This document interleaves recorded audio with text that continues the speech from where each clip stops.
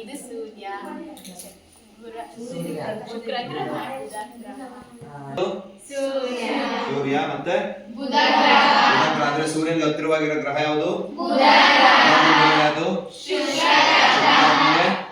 ಭೂಮಿಗೆ ಹತ್ತಿರವಾದ ಗ್ರಹ ಯಾವ್ದು ಹಂಗಂದ್ರೆ? ಮಂಗಳ ಆದ್ಮೇಲೆ ಗುರು ಆದ್ಮೇಲೆ ಕರೀತಾರೆ. ಅದ್ರ ಸುತ್ತ 8 ಗ್ರಹಗಳು ಸುತ್ತಾ ಇರ್ತವೆ. ಆ 8 ಗ್ರಹಗಳು ಯಾವ್ಯಾವ ಸ್ಥಾನದಲ್ಲಿ ಇದಾವೆ ಅಂತಕ್ಕಂಥದ್ದನ್ನ ಸ್ವತಃ ನೀವೇ ಜೋಡಿಸುವುದರ ಮೂಲಕ ಕಲ್ತಿದ್ದೀರಲ್ವಾ ಮಕ್ಕಳ? ಕಲ್ತಿದ್ದೀರಲ್ವಾ? ಅದ್ರ ಜೊತೆಗೆ ನೀವು ಗಾತ್ರವನ್ನು ಕೂಡ ಅಲ್ಲಿ ವ್ಯತ್ಯಾಸವನ್ನ ಗಮನಿಸಿದೀರಾ.